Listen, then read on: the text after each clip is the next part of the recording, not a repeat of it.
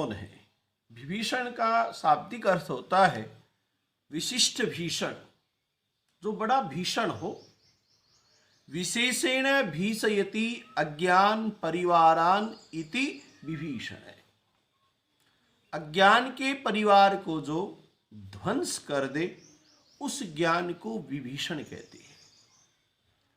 हनुमान जी महाराज उन्हें आचार्य के रूप में मिले और हनुमान जी के सत्संग और संसर्ग से विभीषण जी ज्ञान में भारी बन गए। ज्ञान गुरु के बिना वो बलवान नहीं बन सकते थे। आप में प्राकृतिक जो ज्ञान है उसमें अगर गुरु का संपुट लग जाएगा तो फिर आप अहेतु की जो कृपा है, विशिष्ट जो गुण है, जो उद्देश्य की लभ्यता है, वो आपको सहज और सुगम हो जाएगी। रावण ज्ञान का स्वरूप है, उसने ज्ञान स्वरूप विभीषण को ठुकरा दिया, लात मार दी। तो अब उस ज्ञान विभीषण ने क्या किया कि ब्रह्म राम का बल पाकर लंका विजयी बन गए, लंकेश बन गए। त्रिदिवसीय जब उपवास किया भगवान श्री राम ने और अंतिम दिन उन्होंने पारण किया तो अनेक दान पुण्य उन्होंने किए। विभीषण जी को भी उन्होंने दान किया है। 3 तरह के दान किए विभीषण जी को। पहला, सुवर्णमयी जो लंका है वो विभीषण जी को दे दी, और दूसरा दान अति दुर्लभ भक्ति का दान भी भगवान श्री राम ने विभीषण जी को दिया। और तीसरे तरह का दान था मुक्ति का दान। उन्होंने कहा है, करऊं कल्प भर राज तुम्हें, मोई सुमिरहु मन माही, पुनि मम धाम सिधारहूं, जहां संत सब जाही। करऊं कल्प भरी बास तुम्हें। विभीषण जी महाराज तो अष्ट चिरंजीवियों में है। मोहि सुमिरहु मन माही, मेरा स्मरण अपने अंतःकरण में करते रहना विभीषण। पुनि मम धाम सिधारी हूँ, जहाँ संत सब जाही। मेरा वो विशिष्ट धाम जहाँ एक संत का ही प्रवेश हो सकता है, एक भक्त का, एक साधक का, एक सच्चे सरल व्यक्तित्व को प्राप्त करने वाला जीव जो है वहां पर जाता है, वहां तुम भी आ जाना। ये दान उस समय किए भगवान श्री राम ने जब वो स्वयं वनवासी हैं, तपस्वी हैं, दरिद्र नारायण हैं। कहा गया है, भूमि शयन बल कल वशन, तृणशय्या द्रुम प्रीति, ताहि समय लंका दई, रघुवर की यह रीति। भूमि शयन, उस समय वो तपस्वी में, तापस वेश विषेखी उदासी वनवास में है। वृक्ष की छाल लपेटकर, तृण बिछाकर भूमि पर शयन करते हैं। अपना बिछोना, अपना स्वयं का ओढ़ना पहनना किस प्रारूप में है आप देखिए। वृक्ष के सिवाय जिनको कोई छत्र छाया नहीं, उस अवसर पर ईश्वर के अलावा, एक परम पूर्ण परमात्मा ब्रह्म के अलावा लंका रूपी जो ऐश्वर्य है वो और कोई दे भी नहीं सकता था। भगवान श्री राम ही ऐसे हैं जिन्होंने वनवासी स्वरूप में भी ऐश्वर्य प्रदान किया है विभीषण को। भगवान शंकर ने तभी उनसे कहा है कि दीन व राज्यहीन होकर जब आपकी इतनी अतुलित उदारता है, तो जब अखंड भूमंडल का आप साम्राज्याधिपति बनेंगे, उस दिन आपकी क्या उदारता होगी।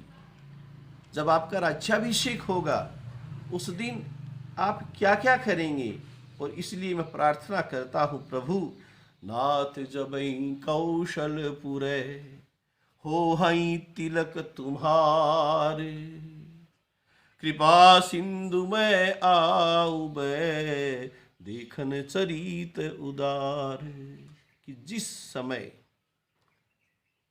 कौशलपुर में आपका राज्याभिषेक होगा, आप अयोध्यापति बनेंगे, हे कृपा सिंधु, मैं आपका वो पावन चरित्र देखने के लिए अवश्य आऊंगा, क्योंकि आप राजा राम बनोगे।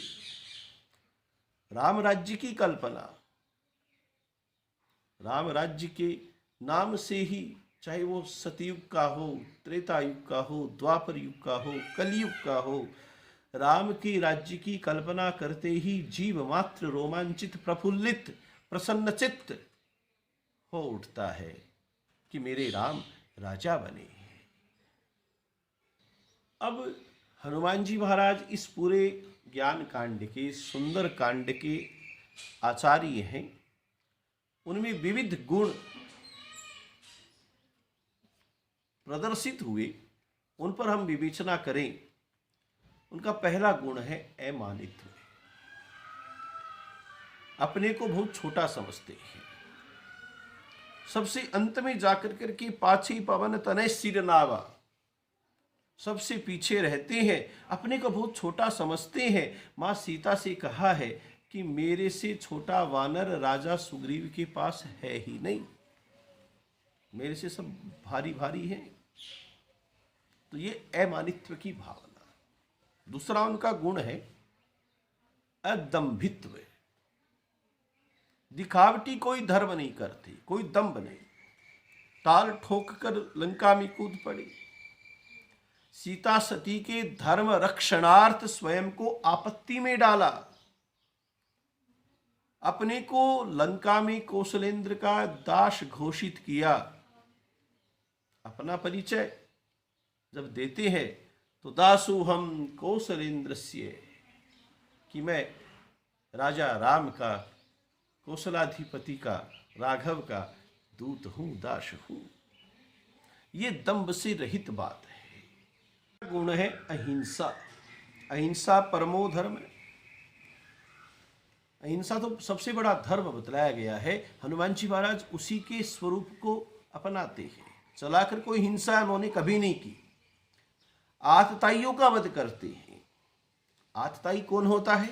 अग्निग्ध, गरदश्चैव शस्त्रोन मत्तोधनापहम, क्षेत्रदारे हरश्चैव खड़ैते आततायिने। और ये 6 प्रकार के जो आतताई हैं, आतताही वधारण। अग्नि लगाने वाला, कहीं पर आग लगाते हैं, वो आतंकी है। किसी को विष देकर मारते हैं, ऐसे अन्यायी। जो हथियार लेकर घूमता है वो किसी के धन का, किसी के क्षेत्र का, किसी की स्त्री का हरण करने वाला है। ये जो 3 रूपक हैं, ये सब आतताई की संज्ञा में आते हैं। लंकावासियों को उन्होंने क्यों मारा? क्योंकि वो सब आतताई थे। उनके लिए कहा गया है, जय जय देश धेनु द्विज पावई, नगर गावपुर आग लगावई। जिस जिस भी देश में, गांव में, शहर में, किसी सभ्यता में धेनु, गाय और ब्राह्मण मिलता, वहीं पर वो लोग उनके आश्रम जला डालते, उस पशुधन को नष्ट कर देते आग लगाकर। नगर गावपुर आग लगावई, बाडे खल बहु चोर जुआरा, जेलम पट पर धन पर दारा। सबके सब जुआरी, सबके सब चोर, पराये धन पर, पराई स्त्री पर लंपटता रखने वाले। माँ नहीं मातु पिता नहीं देवा, साधुन सन करवा वही सेवा। और उन लंकावासियों के आचरण थे कि वो न माता को मानते, न पिता को मानते, न देवताओं को मानते। साधु सन्यासियों से, संतों से स्वयं की सेवा करवाते। उन पर हनुमान जी महाराज ने हिंसा की है। तो हनुमान जी महाराज अहिंसा के प्रवर्तक हैं, लेकिन आतताइयों का वध करते हैं। आतताइयों को, दुष्टों का समन करते हैं, उनको दंड देते हैं। एक गुण होता है क्षांति। शांति का अर्थ होता है कि क्षमा का स्वरूप धारण करना। हनुमान जी महाराज चाहते तो बाली का वध कर सकते थे, क्योंकि उन्होंने सुग्रीव को अपने संरक्षण में लिया, सुग्रीव के सचिव बने हैं। लेकिन हनुमान जी महाराज ने ऐसा नहीं किया। वो चाहते तो सुरसा को मार सकते थे, बाली को मार सकते थे, परंतु वो क्षमा करना जानते हैं। उन्हें मालूम था कि ये जो बाली है वो वानर राज है, अपनी सभ्यता का, अपनी जाति का राजा है, और विशेष कर करके मैं जिन्हें संरक्षण में रख रहा हूं सुग्रीव जी, उनका बड़ा भाई है। और जो सुरसा है वो देवताओं के कार्य के लिए ही निश्चित रूप से आई है, बुद्धि की परीक्षा लेने के लिए आई है। उन्होंने क्षमा धारण किया और दोनों का ही यहाँ पर उन्होंने कोई नुकसान नहीं किया। ये गुण, ये दूरदर्शिता, ये जो शांति का स्वरूप भाव जो है वो हनुमान जी महाराज के गुणों में शामिल है। पांचवा गुण है उनमें आर्जव। भगवान श्री राम से जब उनका किष्किंधा में, पंपापुर में मिलान होता है, तो वो उनका परिचय होने के बाद में जो आतिथ्य सत्कार करना चाहिए, कि नम्र वार्ता की पूरी तह तक जाकर कि निश्चित रूप से ये प्रभु ही है, अपनी अज्ञानता प्रभु से निवेदन की। एक बंधु मैं मोह बसह कुटिल हृदय अज्ञान, उन्हीं प्रभु मोहि विसारी हो दीन बंधु भगवान। कि मैं तो मंद हूं, मोह की वशीभूत हूं, आपको पहचान नहीं सका। आप भी मुझे भुला देंगे प्रभु, तो फिर मेरा कौन ठिकाना। बड़ी नम्र रूप से वार्ता की और दोनों भाइयों को पीठ पर चढ़ा कर करके अपने राजा सुग्रीव के पास लेकर के गए हैं। ये जो आर्जवता की भावना है, अतिथि सत्कार की जो भावना है, किसी से नम्र रूप से बातचीत करने का जो तरीका है, वो हनुमान जी महाराज का गुण है।